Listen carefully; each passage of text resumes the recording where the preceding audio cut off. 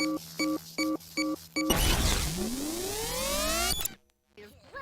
going to go out on a limb here and say that many of you probably have heard about Battletoads at some point in your past.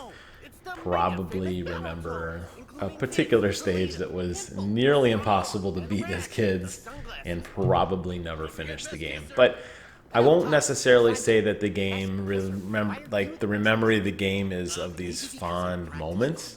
It was a fun beat 'em up at the time for what it was, but I would not consider the Battletoads some kind of national treasure. And I think when Microsoft made this game, they knew that. And I think it works in its advantage because the game is very self-aware that it's not really relevant anymore. The beat 'em up genre as a whole, a genre that I absolutely adore, by the way, doesn't really get a whole lot of love anymore. You know, the good old days of like Final Fight and Double Dragon, definitely a long time ago. But every so often we get games that do come out, like Streets of Rage 4 or River City Girls, that are a lot better than I think some of the traditional fighting games. I don't think I would put Battletoads in that same category. Not to say I hate it, but it's definitely not my favorite. And it has a lot of problems with it. And I'm going to get into some of those problems today. But I'll say as a whole, from a Game Pass perspective, this is your stereotypical Game Pass game. It's fun. You probably wouldn't buy it on its own. And you probably installed it and played it for a couple hours. And you'll probably never touch it again. I'm going to guess that's true for most Game Pass games, but specifically for this one. And as pretty as the art style is, it has a lot of problems. And I don't think it's going to hold your interest in a very, very rich gaming environment that we're currently experiencing. Particularly on the PlayStation side with all of those great games that they have just continuously been dropping for the last couple months. But even on the Xbox side, I think there are other things that are probably going to keep your interest a little bit more than this game will. And it really does start with kind of my original point that Battletoads just aren't relevant. Now, it is funny. They do try to make fun of this in light of this, that these guys have been trapped in this weird simulation for years and years and years, thinking that they're heroes, and they end up coming into present day and they're nobodies. And they concoct this scheme to go out and find the evil Dark Queen and fight her again because they really have nothing else to do. The flow of the game is going to go like this. You're going to do a fighting sequence. You're going to then watch a little cutscene. You'll play some sort of different mini game that is not a fighting sequence. Rinse and repeat. And it does add some variety. You're going to be doing racing. You're going to be doing goofy mini games like menial office tasks. You're going to be doing hacking mini games. Different things that keep you involved outside of the core fighting experience. And I think that's good because as fun as the fighting can be, typically it's an exercise in frustration. This game is hard, but not hard because the enemies have really ridiculous patterns that you need to block. Not hard in the sense that you have to perform some 18-button Mortal Kombat-esque finisher to actually beat them. No, it's hard because your controls as one of the Toads is very slow, very methodical, and ultimately very cumbersome. And I think as you start playing through the game, you will find your own rhythm. You will understand the better ways to do and engage attacks, but the game will intentionally troll you. And I don't think it's fun. I think that part of the game is really not fun. And I'm not sure what they were going for here. You know, the motivation to see this story to the end is really not a compelling story. The characters that exist voice acting aside, which sounds a little echoey. Honestly, the sound quality is a little off.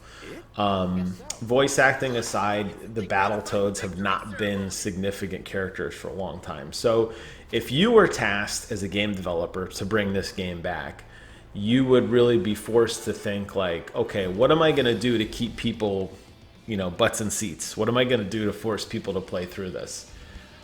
I would think that this type of fighting style with this game that's got this very methodical, cheesy, trolling-like combat probably wouldn't be the top of your list. But for whatever reason, this is the game that they chose. Now, I played this at Xbox Fan Fest last year, and this is largely identical to that experience.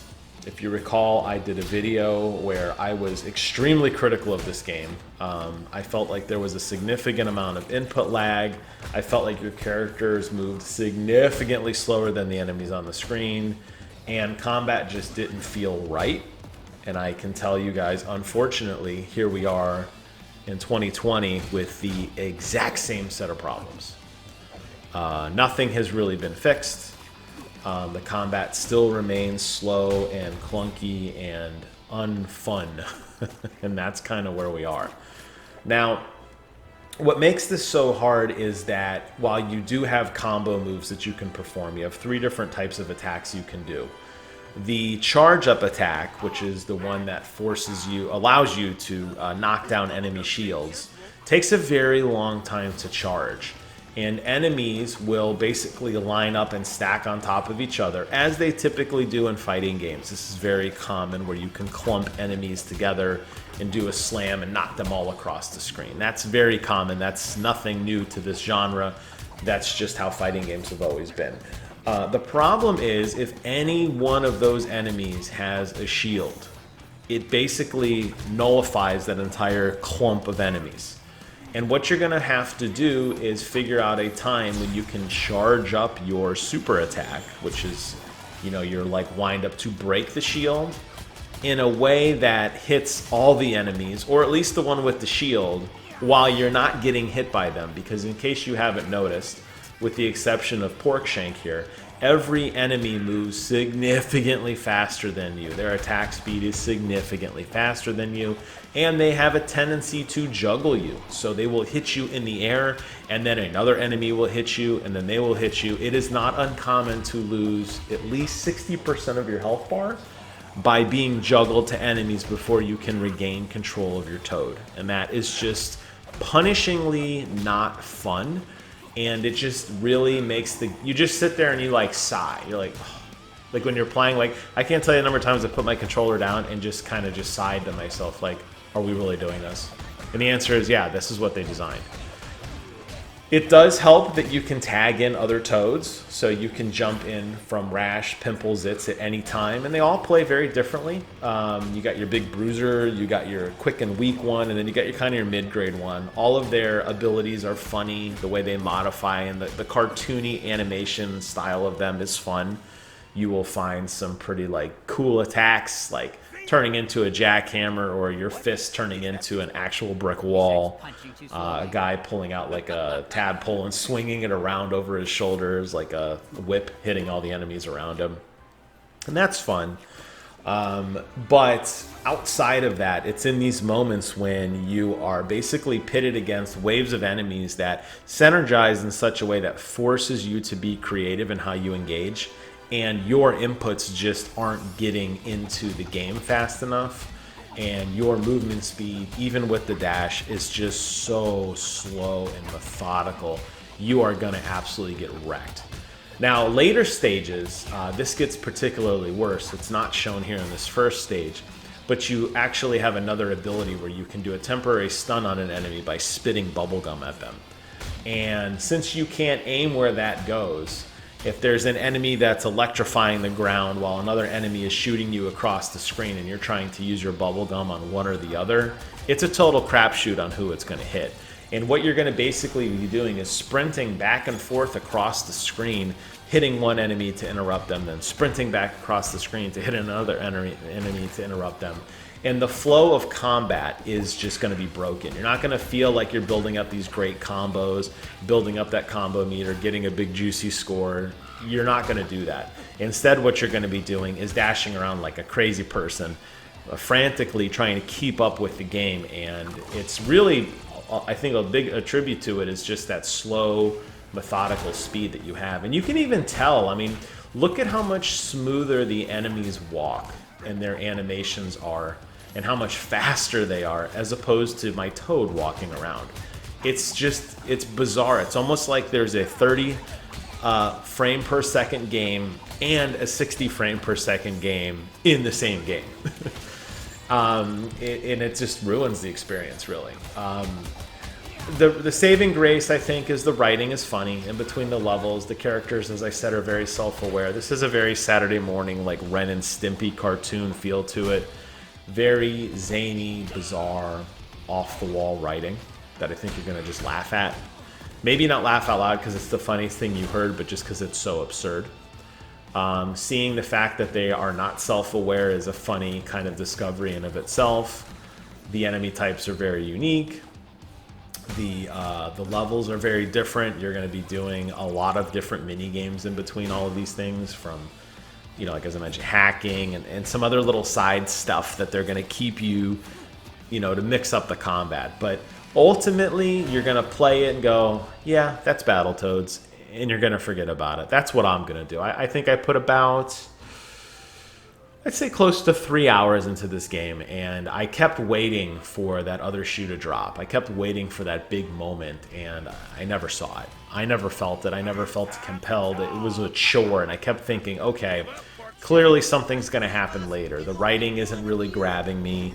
While the art style is fun, while the combat works sometimes, I'm still being trolled a lot, and it just never seemed to kind of like fix itself. So I think it's a pass for me on Battletoads, but if you're a huge beat-em-up fan and you're really jonesing for something, you may want to check this one out. I think if you're sticking solely to Game Pass games right now, Streets of Rage 4 is significantly better.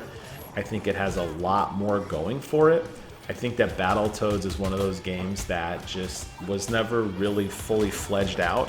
Sat in purgatory for a long time, and then they kind of dusted it off and said, oh yeah, it's time to get this thing out.